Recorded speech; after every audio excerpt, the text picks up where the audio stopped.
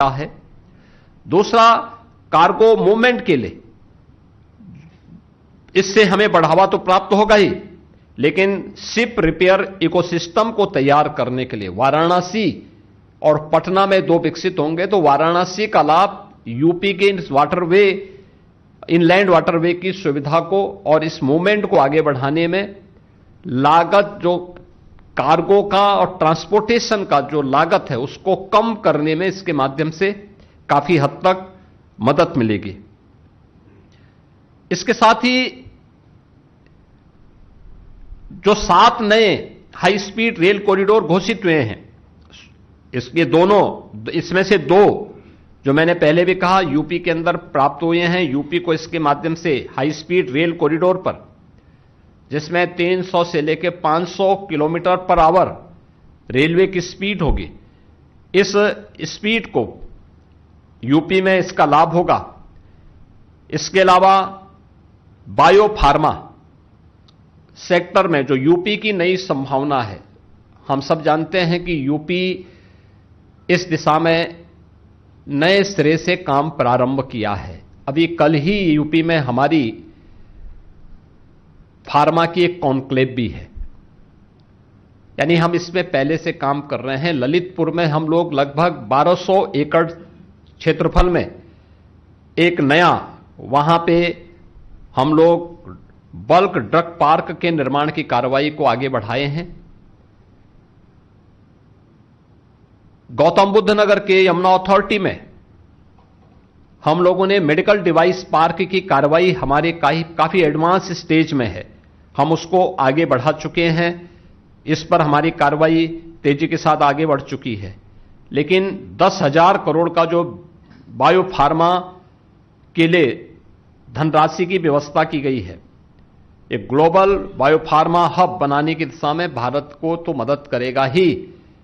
UP जैसे राज्य जिनके पास पूरा होमवर्क है और जिसने इस पर तेजी के साथ अपनी कार्रवाई को आगे बढ़ाया है, और कल ही हमारा यहां पे फार्मा कॉन्क्लेव भी है, जिसमें देश भर से इस फील्ड के स्टेक होल्डर लखनऊ में उपस्थित हो रहे हैं। यह हमें एक नई सुविधा आगे बढ़ाने के लिए मदद करेगा। भारत को एक डाटा सेंटर हब के रूप में स्थापित करने की दिशा में जो एक नए कदम बढ़ाने की दिशा में कार्य किए गए हैं, यह एक नई दिशा में हमें आगे बढ़ाएगा। खासतौर पर 22,000 करोड़ रुपए से अधिक के जो प्रदेश के अंदर हम लोग डाटा सेंटर की स्थापना का कार्य कर रहे हैं। यूपी के अंदर काफी बड़े पैमाने पे डाटा सेंटर के निर्माण की कार्रवाई तेजी के साथ आगे बढ़ी है। अब तक उत्तर प्रदेश ने इसमें 700 मेगावाट क्षमता के डाटा सेंटर यूपी में स्थापित किए हैं, और भारत सरकार ने इसके हब के रूप में स्थापित करने के लिए जो धनराशि आरक्षित की है, यह हमें काफी हद तक मदद करेगी। महात्मा गांधी ग्राम स्वराज योजना भी लॉन्च की गई है। आप सब जानते हैं कि देश के अंदर सबसे अधिक ग्राम पंचायतें यूपी के पास हैं। रूरल पॉपुलेशन देश के अंदर सबसे अधिक यूपी जैसे राज्य में निवास कर रही है। स्वाभाविक रूप से इसका लाभ हमें प्राप्त होगा। अगर यूपी के अंदर हम रेवेन्यू विलेजेज की संख्या ही देखें तो 1,05,000 से अधिक हमारे पास रेवेन्यू विलेजेज हैं। स्वाभाविक रूप से महात्मा गांधी ग्राम स्वराज योजना का लाभ यूपी को प्राप्त होगा। ग्रामीण उत्पादों को ग्लोबल मार्केटिंग नेटवर्क से जोड़ने में इससे मदद मिलेगी। जो हमारे कारीगर हैं, उनके उत्पाद हैं, उनको बेहतर मूल्य प्राप्त होगा। स्थानीय स्तर पर विकसित भारत जी राम जी के माध्यम से मार्केट विकसित करने में मदद मिलेगी। इसके माध्यम से उत्तर प्रदेश के अंदर जो 2.5 लाख बुनकर हैं, उनके लिए गांवों के जो उद्योग हैं, खासतौर पर हमारा एमएसएमई सेक्टर बहुत बड़ा ऐसा है जो ग्रामीण क्षेत्र में काम करता है। वन डिस्ट्रिक्ट वन प्रोडक्ट के माध्यम से और विश्वकर्मा श्रम सम्मान और पीएम विश्वकर्मा के माध्यम से हमने उसको पहले ही प्रमोट किया है। यानी ये पूरा होमवर्क यूपी के अंदर पहले से हुआ है। तो स्वाभाविक रूप से महात्मा गांधी ग्राम स्वराज योजना के माध्यम से इसका लाभ यूपी को प्राप्त होगा और युवाओं को इसके माध्यम से आत्म स्वावलंबन की ओर बढ़ने में भी यह मदद इसके माध्यम से प्राप्त होगी। मित्रों,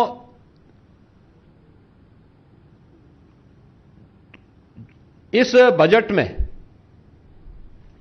लॉजिस्टिक के लिए भी काफी बड़ी संभावनाएं हैं और उसके हब के रूप में गौतम बुद्ध नगर, कानपुर के साथ ही वाराणसी को, क्योंकि देश का पहला वाटरवे यह वाराणसी से हल्दिया के बीच में प्रारंभ हुआ है, तो मल्टी मॉडल लॉजिस्टिक हब के रूप में वाराणसी को डेवलप करने की कार्रवाई को इससे गति मिलेगी और हमें वहां पर इन सभी चीजों को आगे बढ़ाने में इसके माध्यम से यूपी को प्राप्त होगी। यूपी के अंदर महिला कार्यबल को पिछले 9 वर्ष के अंदर हमने तेजी के साथ आगे बढ़ाया है, यानी जो पहले 12% था, जो 36% महिला कार्यबल यूपी के अंदर अलग अलग सेक्टर में कार्य कर रही है। पिछले बजट में प्रदेश को 7 ऐसे महिलाओं के लिए, कामकाजी महिलाओं के लिए हॉस्टल उपलब्ध हुए थे और हम धन्यवाद देंगे आदरणीय प्रधानमंत्री जी को कि इस बार उन्होंने हर जनपद में कामकाजी महिलाओं के लिए हॉस्टल की घोषणा की है। यूपी के 75 जनपदों का इसका लाभ प्राप्त होगा और यहां पर यूपी के अंदर जो वुमेन वर्कफोर्स है, जिसको हमने 13%, 12%, 12-13% से बढ़ा करके 36% तक पहुंचाया है, शहरी क्षेत्र में उनके लिए छात्रावास रहने के लिए उपलब्ध हो पाएंगे, एक सुरक्षित आवासीय सुविधा उन्हें वहां पर उपलब्ध हो पाएगी। इसके अलावा छात्राओं के लिए शिक्षा में बराबर की गारंटी के लिए भी, छात्रावास के निर्माण के लिए भी एक नई गति प्राप्त होगी। मित्रों, आपने यूपी की इस स्ट्रेंथ को देखा होगा जिसमें टूरिज्म के एक नए हब के रूप में यूपी उभरा है। कल ही माघ मेले का एक चरण कल संपन्न हुआ है। माघ मेला केवल कल्पवासियों तक सीमित होता था, लाखों की संख्या में ही श्रद्धालु पूरे माघ मेले के अंदर दिखाई देते थे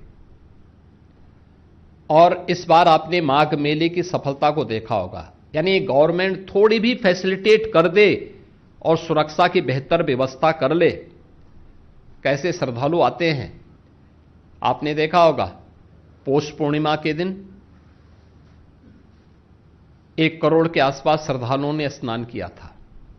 मकर संक्रांति के दिन यह संख्या बढ़कर के 2.5 करोड़ तक पहुंची थी।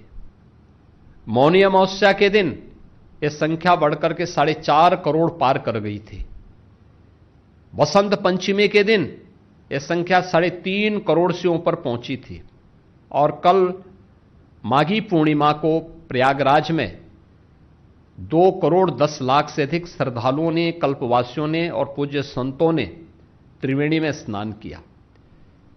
यानी ये यूपी की संभावना है, गवर्नमेंट थोड़ा भी फैसिलिटेट करे और सुविधा सुरक्षा की उचित व्यवस्था कर ले तो कैसे हर एक केंद्र टूरिस्ट डेस्टिनेशन के रूप में स्थापित हो सकता है। प्रयागराज उसका उदाहरण है, काशी उसका उदाहरण है, अयोध्या उसका उदाहरण है, मथुरा वृंदावन उसका उदाहरण है, मां विंध्यवासिनी का धाम उसका उदाहरण है, बौद्ध परिपथ इसके उदाहरण हैं और भी अन्य सेक्टर हैं जहां भी इसकी सुविधा प्राप्त हुई है।